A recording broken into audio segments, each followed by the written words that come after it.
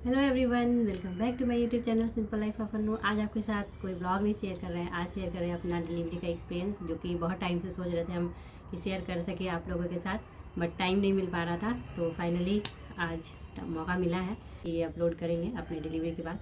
But बहुत time हो गया, 6 मंथ जो है वो निकल गया किस तरह से पता ही नहीं चला। और मेरा वीडियो जो है वो अभी अपलोड हो पाएगा। तो फाइनली आज टाइम मिल गया, तो सोचे क्यों ना आज ये ब्लॉग बना ही दे और आपके साथ शेयर करें कि किस तरह का मेरा एक्सपीरियंस था किंग्सवे हॉस्पिटल के साथ। और बहुत लोग कमेंट भी कर रहे थे, यहाँ किंग्सवे के बारे में पूछ रहे थे। यहाँ जो भी लोग नागपुर में रह रहे हैं उनको लग रहा था कि किस तरह से और क्या अमाउंट लगता है सी सेक्शन का और नॉर्मल डिलीवरी का किंग्सवे हॉस्पिटल में। तो उसके लिए बहुत सारे कमेंट्स मेरे पास आ रहे थे और बहुत सारे लोगों का कमेंट्स का हम रिप्लाई भी किए। और बहुत लोग जो मेरा पर्सनल नंबर भी मांग रहे थे, बट सोशल मीडिया पे इस तरह नंबर नहीं दे सकते हैं। तो इसलिए इसके लिए हम सोचे कि क्यों ना एक वीडियो ही बना दें और सारे लोगों को इसको देखने में आसानी होगा। और कैसा एक्सपीरियंस है और कैसा हॉस्पिटल है ये आज आपके साथ कर शेयर। तो किंग्सवे यहाँ का बहुत एक अच्छा हॉस्पिटल है और ये एक प्राइवेट हॉस्पिटल है। यहाँ पे मेरा 8th मंथ से हॉस्पिटल में चेकअप चल रहा था, क्योंकि इससे पहले हम लोग कहीं और डेली अपना जो रूटीन चेकअप है वो कहीं और करा रहे थे। तो 8 मंथ में वहाँ पे एक पायल अग्रवाल मैम है, उनके पास मेरा जो डिलीवरी हुआ है उन्हीं के थ्रू हुआ है। तो ये पायल अग्रवाल और एक आरती जैन करके शायद कोई डॉक्टर हैं, वो भी बहुत अच्छी हैं। तो मेरा जो एक्सपीरियंस रहा है पायल अग्रवाल मैम के साथ बहुत अच्छा रहा है। वो बहुत अच्छी डॉक्टर है और सारे जो भी डिलीवरी भी बहुत अच्छे से कराती हैं। और हॉस्पिटल का भी जो भी सारे स्टाफ भी बहुत अच्छे हैं, बहुत कोऑपरेटिव है। और जब भी आपको ज़रूरत हो तो सब लोग वहाँ पे रहते हैं अवेलेबल। ये नहीं होता है कि हाँ आपको ज़रूरत अभी हो और कोई हो ही ना स्टाफ, ऐसा नहीं होता है। जो सुविधा है बहुत अच्छा है उस हॉस्पिटल में। और मेरा ये 3 दिन का हॉस्पिटल में स्टे रहा और 3 दिन के बाद 4th डे मेरा डिस्चार्ज हो गया था हॉस्पिटल से। तो इससे पहले आपके साथ और भी शेयर करेंगे कि मेरा क्या एक्सपीरियंस रहा है डिलीवरी का और क्यों मेरा सी सेक्शन हुआ है, ये भी आपके साथ करेंगे शेयर। तो ये सामने ब्लू बिल्डिंग है जो ये किंग्सवे हॉस्पिटल है, जिसमें आगे लिखा हुआ है किंग्सवे।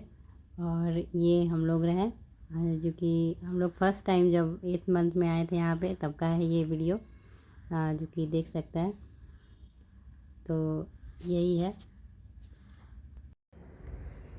तो 8th मंथ से मेरा किंग्सवे में हुआ है चेकअप स्टार्ट। तो 8th मंथ में पहली बार जब डॉक्टर से मिले तो वो लोग पूछते हैं कि हाँ पहले आप क्यों दूसरी जगह चेकअप करवाने के बाद यहाँ पे क्यों आए हैं।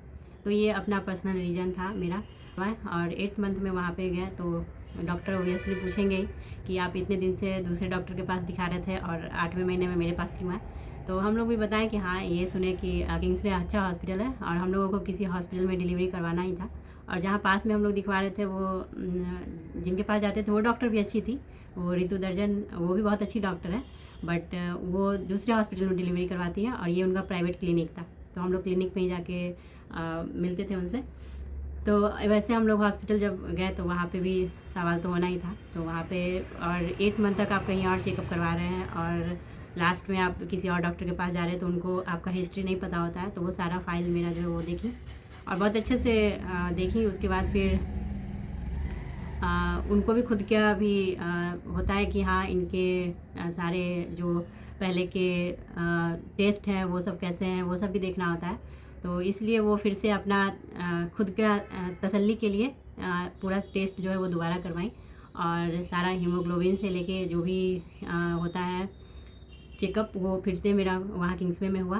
और फिर से एक लास्ट में मेरा स्कैन भी हुआ। तो वहाँ पे उनको देखना था कि बेबी सब कुछ ठीक है या नहीं, क्योंकि 8वें महीने में आप डॉक्टर चेंज कर रहे हैं तो दूसरे डॉक्टर के पे भी रिस्क होता है कि पहले आपका क्या हिस्ट्री रहा है उनको पता नहीं होता है।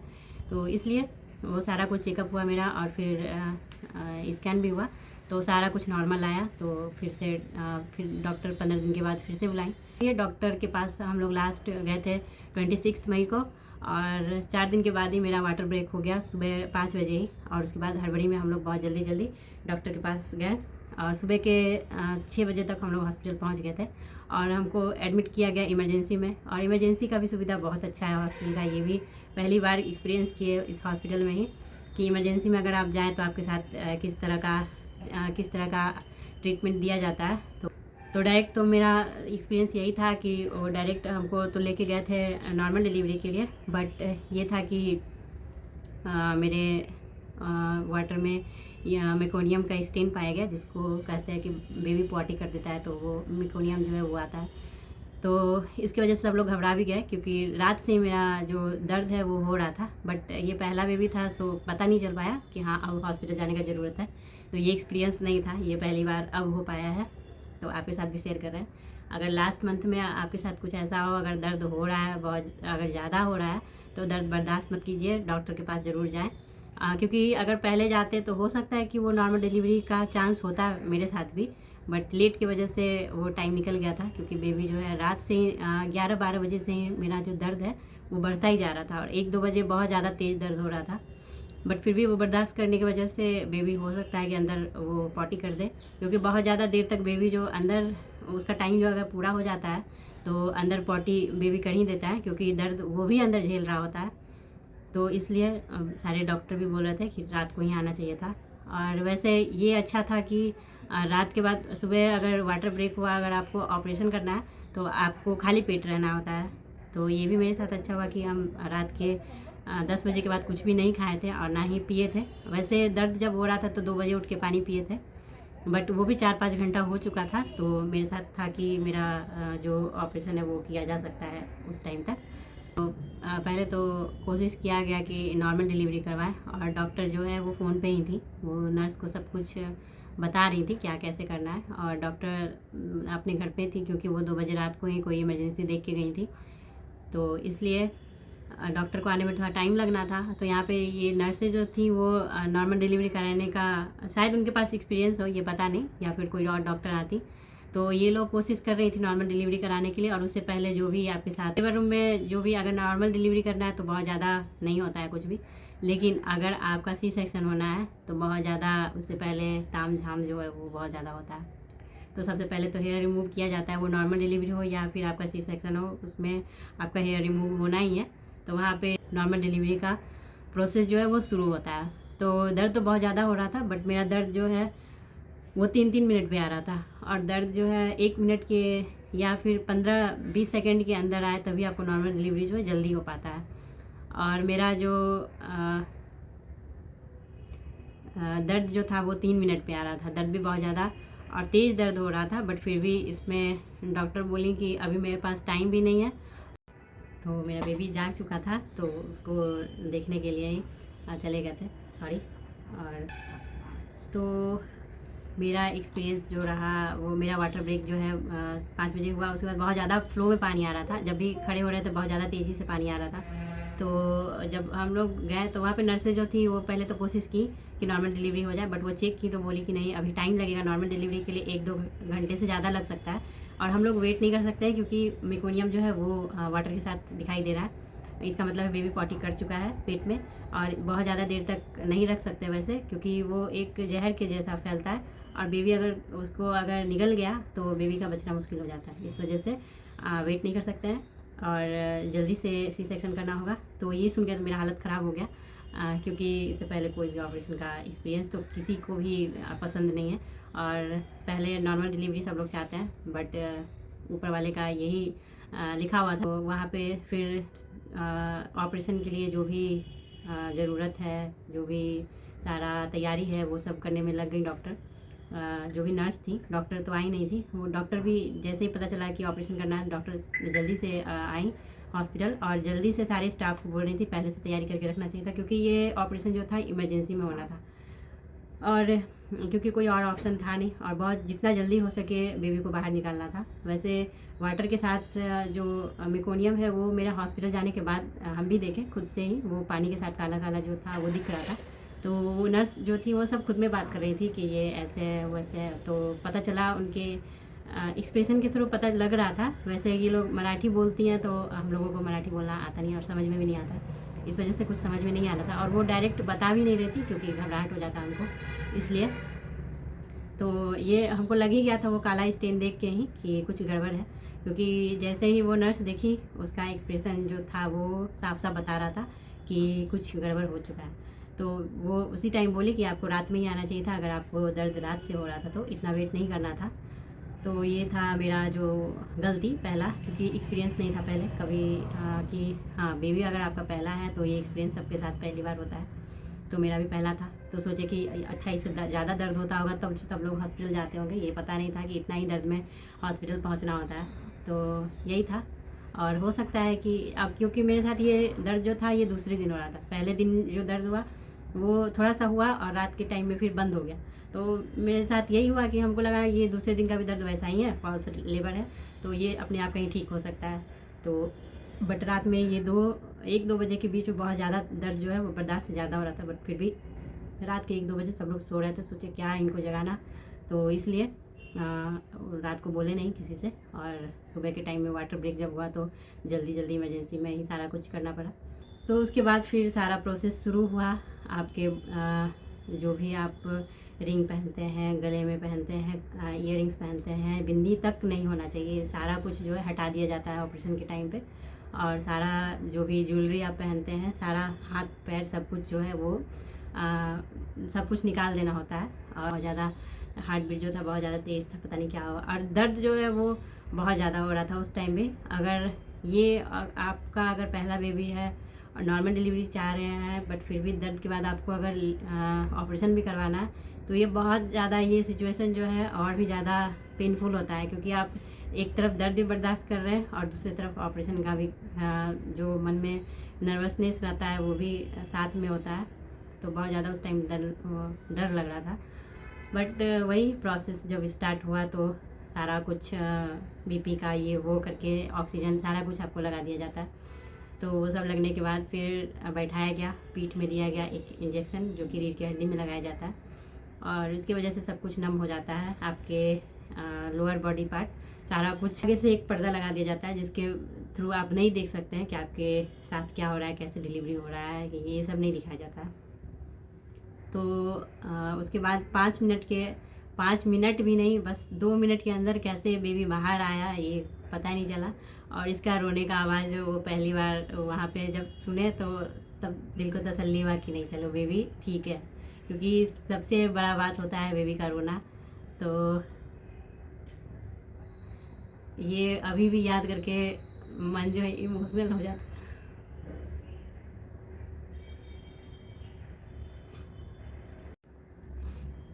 सॉरी, अगर आप भी ये अपना पहला बेबी है आपका तो अपना जो फीलिंग है वो शेयर नहीं कर सकते हैं, खुद आप फील कर सकते हो उस बात को कि कैसा लगता है जब आपका बेबी पहली बार चिल्लाता है, और कैसा लगता है जब उसको पहली बार आप गोद में लेते हैं। सॉरी, अपने इमोशन को कंट्रोल नहीं कर पाए। बट ये एक्सपीरियंस ही ऐसा होता है कि आप बोल के नहीं शेयर कर सकते कि कैसा लगता है आपको, कि जब आप पहली बार अपने बेबी को फील करते हैं आपके गोद में, या फिर उसका पहली बार जब आवाज़ सुने तो कैसा लगा। तो उस टाइम तसल्ली हुआ कि हाँ चलो बेबी अच्छा है और सब कुछ ठीक है। तो उसके बाद तो फिर बेबी को ले जाते हैं, उस टाइम नहीं बताते हैं जेंडर भी क्या है आपका, बेबी बॉय हुआ है या बेबी गर्ल हुआ है, ये कुछ भी नहीं पता। और बेबी कैसा है नहीं है ये कुछ भी नहीं, वो डायरेक्ट वो दूसरी तरफ लेके गए। और बेबी का पहले पूरा चेकअप होता है अच्छे से कि बेबी हेल्दी है या कोई प्रॉब्लम तो नहीं है, उसको अच्छे से देखा जाता है पहले सारा कुछ। और साफ़ सफाई जो भी बेबी का होता है वो सब करके फिर वो साइड में लेके आई और दिखाएं कि ये आपका बेबी बॉय हुआ है और ये है आपका बच्चा। और गाल में इस तरह से थोड़ा सा टच की बेबी को, तो वो बहुत अच्छा लगा। और ये फर्स्ट टाइम अपनी बेबी को देख के, और हाँ उस टाइम मेरे भी आँख में उस टाइम भी आंसू आ गया उस तरह से। और ये था कि टेंशन की वजह से मेरा आँख बंद ही नहीं हो पा रहा था। और साइड में डॉक्टर खड़ी थी, वो भी बोल रही थी कि आप सो नहीं रही हैं, सब लोग आंख बंद कर लेते हैं बट आप जाग रही हैं, क्यों, टेंशन मत लीजिए, आपका बेबी हो चुका है और बेबी बिल्कुल अच्छा है। तो उस टाइम तसल्ली हो गया। बट फिर भी ये था कि कब बाहर निकले और बेबी को देखें, और कब मेरे बगल में बेबी को लाया जाए। तो सबसे पहले तो उस टाइम शायद आधा घंटा के अंदर सब कुछ हो चुका था। और जब बाहर रूम से ले जाया गया और तुरंत सारा कुछ होने के बाद डायरेक्ट ऑपरेशन रूम से बाहर कर देते हैं, आपको शिफ्ट कर देते हैं दूसरी जगह, और वहाँ पे 1-2 घंटे के लिए आपको आ, देखने के लिए 2 घंटे तक रखा जाता है कि सब कुछ स्टेबल तो है ना। और ये होता है कि ऑपरेशन के बाद आपका शरीर जो बहुत ज़्यादा काँपने लगता है, बिल्कुल आपको अंदर से फील होता है कि बहुत ज़्यादा आप काँप रहे हैं। बट वार्मर एक लगाया जाता है उसके बाद आपको, ताकि शरीर जो है बहुत ज़्यादा उछले ना, बहुत ज़्यादा काँपे नहीं। तो ठंड महसूस नहीं होता है, बट शरीर क्यों काँपता है ये पता नहीं चलता है। और 2-2 कंबल जो है वो दिया गया था, डायरेक्ट उड़ाया गया, क्योंकि शायद शरीर बहुत ज़्यादा ठंडा हो जाता है, इसलिए ये दिया जाता है। तो ये रहा बेबी का पहला दिन मम्मी के गोद में, और अपनी नानी के साथ है। और देख सकते हैं इसका भी चेहरा कितना सूजा हुआ है, क्योंकि फर्स्ट डे है। बेबी का चेहरा जो है बिल्कुल पानी से फूला हुआ ही रहता है, और बाद में फिर ये नॉर्मल होता है। तो चलिए आगे शेयर करते हैं। तो पहले दिन तो कुछ भी नहीं, लेटे ही रहना था, ना करवट ले सकते हैं, ना इधर से उधर, कुछ नहीं कर सकते हैं। और थोड़ा बहुत उठ सकते हैं, वो भी बेड की हेल्प से, क्योंकि बेड जो ऐसे होता है थोड़ा सा वो उठ सकता है। तो खाने के लिए बस आप बेड को उठा सकते हैं, बस वैसे लेटे ही रहना। और मेरे साथ ये ऐसा भी था कि बेबी बहुत ज़्यादा परेशान कर रहा था रात को, तो इसको ठंड भी बहुत ज़्यादा लग रहा था, और ठंड की वजह से ये सो नहीं रहा था, बहुत ज़्यादा रो भी रहा था। तो अपने साथ साथ आज आपके साथ बेबी का भी सिचुएशन शेयर करेंगे कि बेबी का भी ख्याल रखना और ऑपरेशन के साथ बहुत ज़्यादा मुश्किल हो जाता है। ये नॉर्मल डिलीवरी वाले और ऑपरेशन वाले, ये दोनों सिचुएशन जो है वो बहुत ज़्यादा डिफरेंट है एक दूसरे से। बहुत ज़्यादा प्रॉब्लम होता है, क्योंकि आप बेबी को ले नहीं सकते हैं, क्योंकि आप उठ नहीं सकते हैं। बेबी को सोए सोए किस तरह से लीजिएगा। तो यही था मेरे साथ एक एक्सपीरियंस। ये भी है कि बेबी चुप नहीं हो रहा था, और माँ का भी टच देना बेबी को ज़रूरी था, और बेबी को भी माँ के पास रखना ज़रूरी था। तो इसलिए और बेबी जो है उस टाइम बाहर, वहाँ हॉस्पिटल में सब डॉक्टर जो है वो उसको बाहर का ही दूध फीड करा रहे थे। तो ये बाहर का पाउडर मिल्क जो है वो फीड कर रहा था। इसकी वजह से ये हुआ कि ये कभी मेरा मिल्क जो है लैच नहीं कर पाया। और ये शायद मेरे साथ ये एक्सपीरियंस, ये मेरे साथ है या और भी लोगों के साथ होता है ये पता नहीं, बट बेबी जो है उसको आसानी से जो चीज़ मिल रहा हो उसके लिए, या क्या रीज़न था इसके पता नहीं, ये कभी मेरा दूध पीना ही नहीं चाहा, बिल्कुल भी नहीं। और ज़बरदस्ती करने पे बहुत ज़्यादा चिल्ला के रोता था।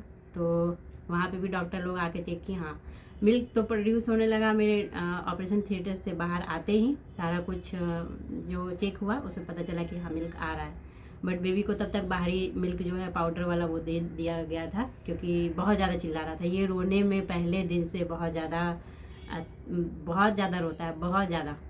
और इतना ज़्यादा रोने का इसका आदत है शुरू से ही। जैसे हुआ है 1 घंटे के बाद से ही इसका जो आवाज़ वहाँ हॉस्पिटल में सुना है, हमेशा ये रोता ही रहता।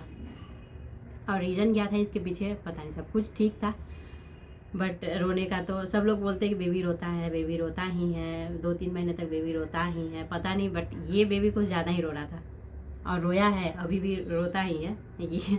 बट पता नहीं ये ऐसा मेरे साथ ही हुआ या और भी लोगों के साथ हुआ है। अगर आपके साथ भी ऐसा हुआ है तो मेरे साथ ज़रूर शेयर कीजिएगा। रहा है बेबी के साथ, मेरे साथ तो ऐसा रहा है कि रोना और दूसरे को सोना, ये दोनों काम जो है इसका फेवरेट हो चुका था। दूसरे को सोने नहीं देना है, खुद रोते रहना है। और दिन में तो थोड़ा शांत भी रह ले, बट रात को तो बिल्कुल भी ये शांत सो नहीं सकते हैं। इनके साथ ऐसा था।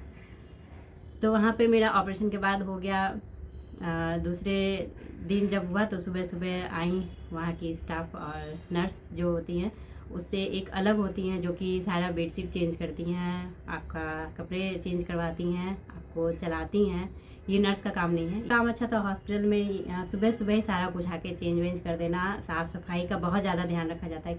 आपको हर एक चीज़, वॉशरूम टॉयलेट से लेके आपका जो भी बेड है, सारा कुछ का ध्यान रखा जाता है अच्छे से साफ़ सफाई के लिए, कि कुछ भी गंदा आपको दिखेगा ही नहीं। सारा कुछ बिल्कुल साफ़ और बिल्कुल हाइजीन मेंटेन जो कहते हैं हॉस्पिटल में होना चाहिए, बिल्कुल वैसे सारा कुछ हो रहा था वहाँ पे। आपको ऑपरेशन होता है तो आपको उठना नहीं है, लेटे रहना बेड पे। तो आपको यूरिन के लिए एक वो लगाया जाता है, यूरिन का बैग लगाया जाता है, जो कि आपको उठ के जाना ना पड़े उसके लिए। तो दूसरे दिन वो दोपहर के टाइम में हटा दिया जाता है। 24 घंटे से लेके 30 घंटे के अंदर उसको हटा दिया जाता है। और फिर आपको खुद वॉशरूम जाना है और सारा कुछ जो है काम खुद कोशिश करना है। और बस आपको बैठना नहीं है ज़्यादा देर, और बिल्कुल भी ज़्यादा देर बैठना नहीं। बिल्कुल आप खाने के लिए थोड़ा सा उठ सकते हैं, बैठना नहीं। ना बैठने का रीज़न ये है, ना बैठने देने का डॉक्टर का कहना ये था कि सर में बहुत तेज़ दर्द होता है। तो ये हॉस्पिटल का जो टाइम होता है, या फिर आप घर पे भी 1-1.5 महीने का आपको रेस्ट बिल्कुल बेड पे ज़रूरी है। ज़्यादा देर आपको बैठना नहीं होता है, 1-1.5 महीने तक इसका ख्याल रखना होता है। बट मेरे साथ ऐसा नहीं हो पाया, बार बार इसको लेके बैठ जाते थे। तो सब लोग बोलते थे बैक सपोर्ट लेके भी बैठने, बट ऐसा ध्यान नहीं दिए उस टाइम तो। लेकिन ये होता है कि अगर आप उस टाइम नहीं ध्यान दिए, उस टाइम नहीं पता चलता है, लेकिन बाद में जो आपके शरीर में दर्द होता है तो पता चलता है कि क्या गलती जो है वो एक बार करते हैं, बट भुगतना आपको ज़िंदगी भर पड़ेगा इसके लिए। तो जो लोग भी अगर ऐसा लापरवाही करते हैं वो ना करें, क्योंकि उस टाइम तो बैठने में नहीं पता चलता है, बाद में बैठने पे ये जो दर्द है पीठ का कहाँ से स्टार्ट होता है और कहाँ तक जाता है ये कुछ पता नहीं चलता है, और कब शुरू हो जाए। थोड़ा सा भी थकान होगा आपके बैक में बहुत ज़्यादा पेन होगा, और ये पेन जो है बहुत जल्दी ठीक होता भी नहीं है जब तक आप अच्छे से मालिश ना करवाएं तब तक। तो इस वजह से बैठना आपके लिए बिल्कुल भी ठीक नहीं है। अगर बहुत ज़्यादा देर आप बैठ रहे हैं तो बैक सपोर्ट लेके बैठें, ये भी बहुत ज़्यादा ज़रूरी है। हमेशा जब भी मेरे पास डॉक्टर आती थी राउंड पे, तो वो हमको बैठे ही देखती थी, तो वो हमेशा बोलती थी कि जब भी मैं आती हूँ तुम बैठी रहती हो, और इस वजह से तुम्हारे सर में तो दर्द होगा, पीठ में भी दर्द बहुत ज़्यादा होगा। और 1-2 बार वो गुस्सा भी की मेरे पे कि तुम हमेशा बैठी रहती हो। बहुत सारे हॉस्पिटल में रात को खाना नहीं दिया जाता है, या फिर एक दिन जो है गैप करते हैं, क्यों पहला दिन ऑपरेशन के दिन कुछ भी नहीं देते हैं। बट मेरे साथ ऐसा नहीं हुआ। पहला दिन रात को खिचड़ी आया मेरे लिए, जो कि मूंग दाल का खिचड़ी था, और डॉक्टर का कहना था कि आप सब कुछ खा सकते हैं, जो भी अभी आपको मिले आप बिल्कुल खा सकते हैं, ऐसा नहीं है, कोई परहेज़ नहीं है। और 2 दिन तो आपको पूरा लगातार पानी जो है वो चढ़ाया जाता है, और इसके वजह से चेहरा जो सूज कितना बड़ा हो जाता है, और सूजन पूरे शरीर में आ जाता है पानी की वजह से। पूरा आँख वाँख मेरा पूरा फूल गया था। अगर मेरे पास फ़ोटो हो तो आपके साथ ज़रूर शेयर करेंगे। तो ये देख सकते हैं, ये डिलीवरी वाले ही दिन का ये नाइट का टाइम है जो कि हमको खाने दिया गया था उस टाइम। ये खिचड़ी है, और चेहरा देख सकते हैं। हॉस्पिटल में बेबी का केयर जो है नर्स नहीं करती हैं, वहाँ आपके खुद जो रिलेटिव आपके साथ होंगे उन्हीं को करना होगा। तो और एक क्रेडल भी देते हैं जो कि बेबी को, और इतने छोटे बेबी को, जो बेबी अभी पैदा हुआ है उसको क्या एक्सपीरियंस, क्या झूला, और क्या झूले पे बिल्कुल बच्चे नहीं रहते हैं, एकदम नहीं। और झूठ मूठ का अगर आप क्रेडल कर भी लिए हैं तो उसका 12,000 एक्स्ट्रा बिल बनेगा, और बेबी जो है क्रेडल पे बिल्कुल भी नहीं रहता है। ये मेरा एक्सपीरियंस था। और ठंड की वजह से बेबी जो है गोद ही खोजता है, क्योंकि गोद में बच्चे जो है वो गर्म हो जाते हैं, और गर्मी की वजह से वो अच्छे देर सोते हैं गोद में। बट क्रेडल में बिल्कुल भी बच्चा, मेरा तो 1 घंटे से ज़्यादा कभी रहा ही नहीं, और क्रेडल का जो चार्ज था वो 12,000 3 दिन का। तो इस वजह से अगर आप भी उस हॉस्पिटल में डिलीवरी करवा दे, क्रेडल तो बिल्कुल भी मत लें, क्योंकि क्रेडल जो है वो एक्स्ट्रा चार्ज बनाने के लिए ही बस होता है, और कुछ भी फ़ायदा नहीं है क्रेडल का।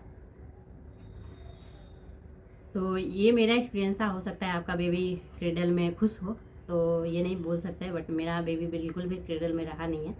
तो इसलिए दूसरे दिन का मेरा ये था कि टाइम पे ब्रेकफास्ट, और जो लोग चाय पीते हैं उनके लिए अच्छी बात है कि सुबह सुबह चाय भी मिल जाता है, सुबह शाम चाय भी दिया जाता है।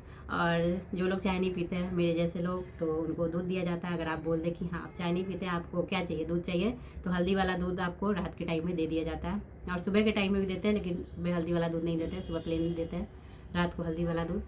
और शाम के टाइम में सूप भी देते हैं। तो यहाँ देख सकते हैं शाम के टाइम में सूप दिया गया, तो यहाँ पे हम सूप पी रहे हैं, और बेबी अभी क्रेडल में है।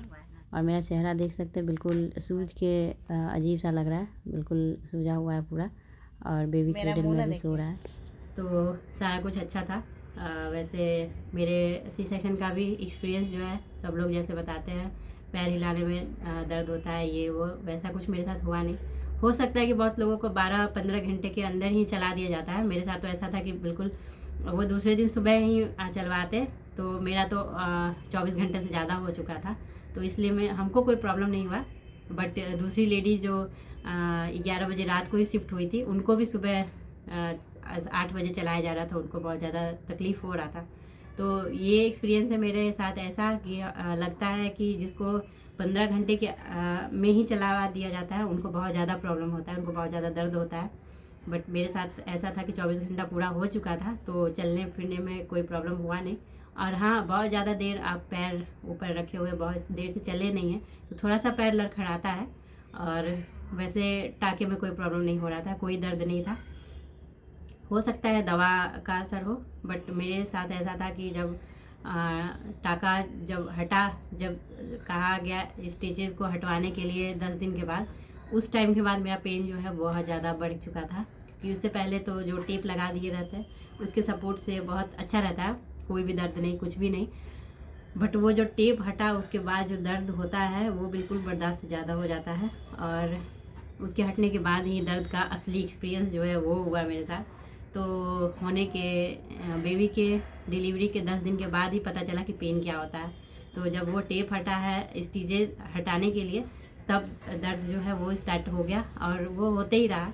1.5-2 महीने तक बिल्कुल भी दर्द जो कम ज़्यादा होते ही रहता था और दर्द रहता ही है। अगर वो बिल्कुल बोलते हैं डिलीवरी के लिए 7 लेयर जो स्किन का है वो काटा जाता है, तो वो स्किन को जुड़ने में और आपका एक छोटा सा कट लगता है हाथ में, कितना दर्द होता है।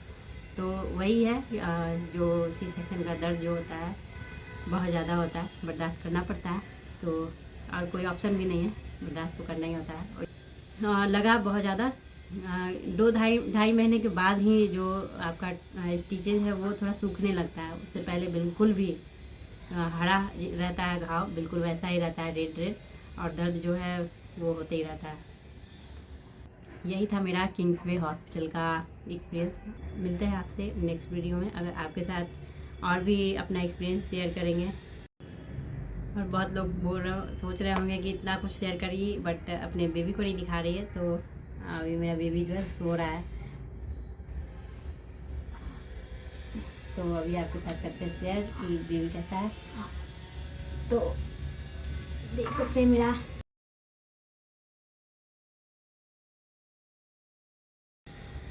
तो बेबी को डिस्टर्ब ना करते हैं और ब्लॉग को यहीं पे एंड करते हैं। मिलते हैं नेक्स्ट ब्लॉग में, तो बाय बाय।